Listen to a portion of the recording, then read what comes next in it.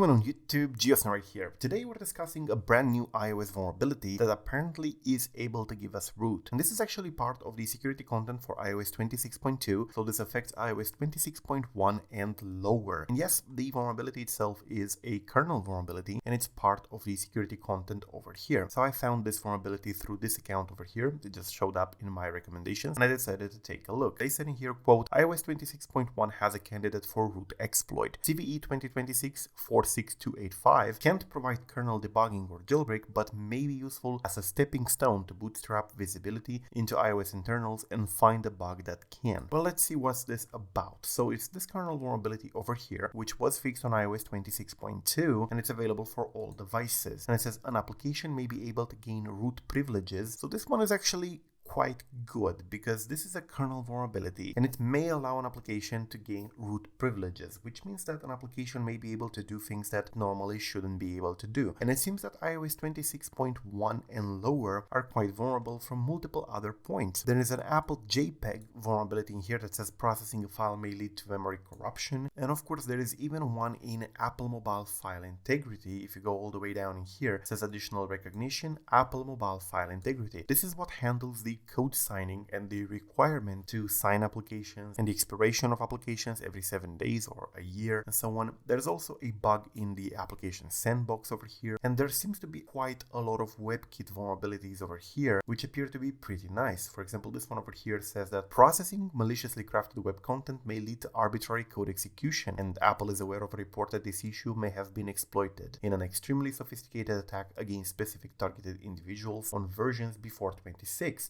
So this is actually quite powerful. It's a powerful WebKit vulnerability that could definitely be useful for jailbreak purposes if released. Same with that kernel vulnerability. We might be able to use this kind of stuff for something like a semi-jailbreak, more or less, like the Nathanler is, or a bootstrap kind of thing, because it has root privileges. So it looks pretty good in terms of what was patched in iOS 26.2. So definitely a nice vulnerability, and it's definitely a good idea to not update to iOS 26.2 at the moment. For those of you who are interested in the development in the jailbreak community as well as the latest releases, I keep updated a page over here on iDevicecentral.com. You click jailbreak tools and you can see all the latest jailbreaks in here. The latest one being the Nathanler jailbreak for iOS 17.0 for A12 devices, released this month. So definitely check this page out as well. But yeah, it's an interesting security content in iOS 26.2 and it definitely patches some important stuff. So do not update to 26.2 for the moment. Stay on 26.1 and below. This video was brought to you by AnyUnlock, a software that allows you to unlock your device if it's stuck in the activation screen, if you got scammed, by buying a second-hand device on eBay, Kijiji, or Craigslist and so on. And of course, if you got scammed, this may provide a way to try to get some use out of your device. So definitely check it out as well. This may be able to provide some use to your device if the seller is refusing to activate it. So yeah, that's basically it. Thank you for watching. I am Geosn. Till the next time, subscribe to stay updated and